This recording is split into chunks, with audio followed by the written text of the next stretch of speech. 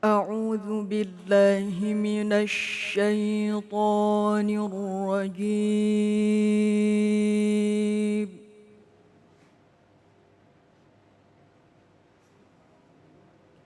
بسم الله الرحمن الرحيم.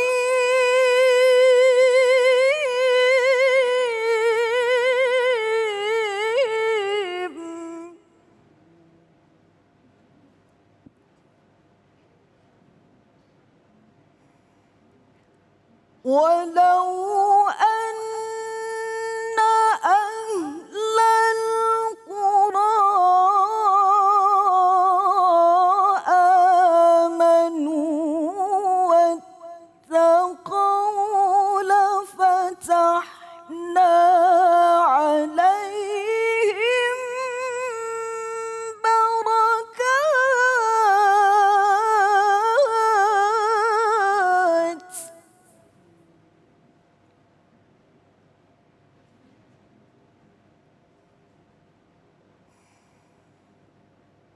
لفتحنا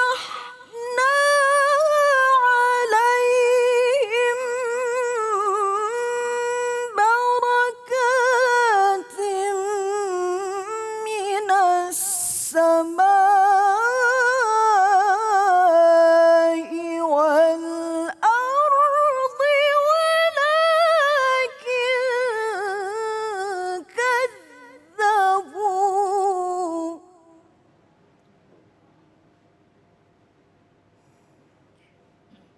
ولكن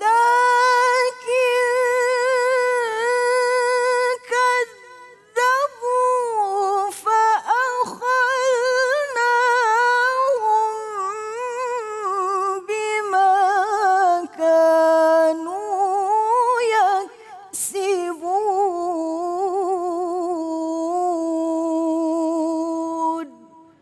صدق الله العظيم.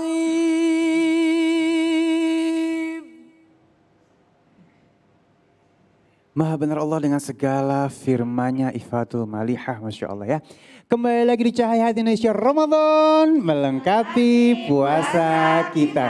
Dan kita akan masuk ke dalam tema kita, harta yang tidak berkah. Masya Allah ya. Bersama guru kita yang dimuliakan Allah Subhanahu wa Ta'ala, Al Ustadz Erik Yusuf. Assalamualaikum Guru.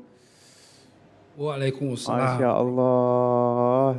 Guru, mohon ilmunya buat kita semua nih. Apa sih yang menjadi penghambat akhirnya sampai harta kita tidak barokah? Silakan Guru. Baik.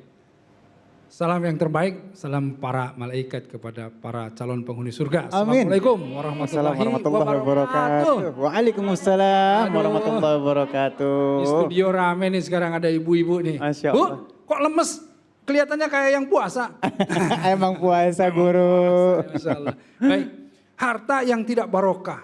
Wah, kalau kita bahas begini ya pemirsa, tentu harta yang tidak barokah itu harta yang didapatkan dengan cara yang tidak halal dan toib. Tentu seperti itu. Seperti misalnya mencuri, ya, korupsi, menipu, ya, memaksa. Itu sesuatu yang memang tidak akan ada keberkahannya. Apa sih barokah? Barokah itu kan sebetulnya kebaikan yang banyak, yang terus menerus, itu barokah gitu. Karenanya kalau kita lihat, wailul lil mutaffifin, celaka orang-orang yang curang. Nah, curang itu dalam konteks segala sesuatunya, semuanya. Ya, mengambil dengan cara yang zalim, sesuatu yang tidak hak dia ambil begitu. Dengan cara yang tidak baik, ya, yang tadi yang haram, tidak peduli masalah orang lain dan lain-lain, itu akhirnya curang maksudnya. Dan ini kalabarona ala qulubihim bima kanu yaksibun. Itu hanya akan merusak atau menambah rona, noda, kotoran di dalam kolbunya. Dan dia akan hancur karenanya. Nah, ini kalau kita lihat, jadi bagaimana sih sebetulnya? Gini, coba kita lihat nih ibu-ibu ya. Kalau kita dapat sesuatu, kemudian kita itu ngerasa was-was. Malah jadi cemas, dapat harta tapi cemas. Iya, iya. Aduh, cemas. Boleh jadi ini harta nggak berkah. Karena cemas ini dapat, aduh, kok jadi bingung dapat harta. Harusnya harta yang berkah itu harta yang membawa rasa aman ke diri kita. Jadi selamat rasanya, itu bukan jadi bingung, jadi cemas, jadi khawatir, bukan. Kemudian harta yang berkah itu harta yang kemudian bisa menjadi jalan rezeki buat orang-orang yang lainnya, membawa manfaat buat orang-orang yang lainnya. Harta yang berkah itu harta yang dengannya kita menjadi lebih bersyukur.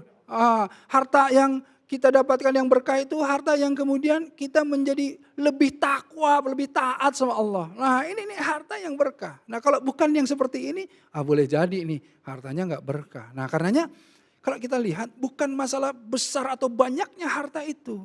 Tapi yang penting harta ini yang barokah tadi. Yang dengannya kita itu bisa kemudian merasa tenang tadi. Nah karenanya kalau kata orang lebih baik dapat yang pas-pasan. Daripada yang banyak dan ini mending yang pas-pasan. Pas-pasan itu apa? Pas pengen umroh ada uangnya. Pas pengen naik haji juga ada. Pas pengen beli rumah ada. Pas pengen semuanya ada. Itu pas-pasan tuh. Itu bukan pas, enak banget itu. Nah karenanya kita harus ya ingat bagaimana kita mendapatkan harta yang berkah itu harus ikut tuntunannya. Pertama niatnya. Ya lillahi ta'ala, kemudian caranya i'tibar kata Rasulullah SAW, aturannya jangan melanggar aturan Al-Quran. Itu aja, insya Allah berkah tuh. Gitu. Nah kalau kita lihat lagi, hidup yang berkah misalnya, belum tentu yang sehat itu selamanya berkah. Sakit juga bisa barokah seperti Nabi Ayub alaihissalam. Nabi Ayub sakit tetapi jadi barokah, kenapa? Dengan sakitnya bertambah ketaatannya. Kan gitu.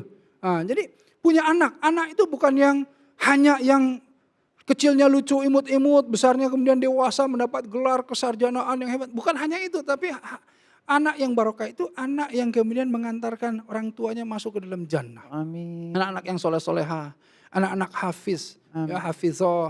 Anak-anak yang ketika dia besar itu atau dari kecilnya itu menjadi apa namanya qurratayn, jadi penyejuk hati orang tuanya, kebanggaan agama. Itu yang berkah gitu. Nah, karenanya kenapa dalam Islam segala sesuatunya yang penting berkah.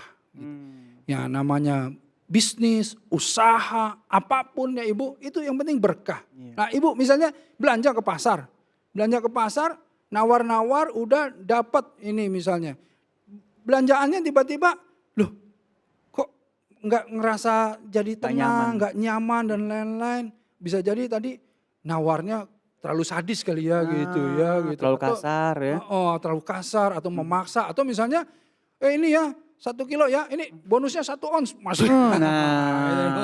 Ini nggak hak. Sesuatu yang nggak hak, yang tidak adil itulah yang nantinya nggak dapat berkah.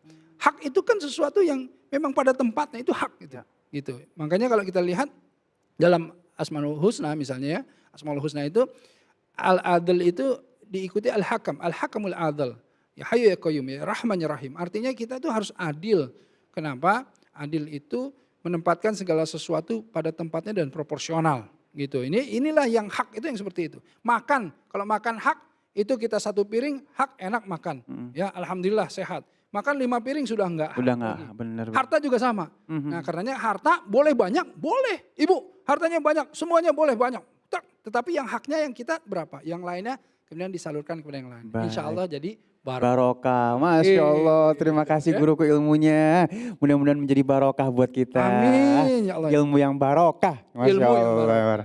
Dan baik, sesaat lagi kita akan bertemu dengan guru kita Ustadz Syam untuk ngaji yuk. Jadi jangan kemana-mana, tetap bersama kami di Cahaya Hati Indonesia. Ramadan melengkapi puasa kita.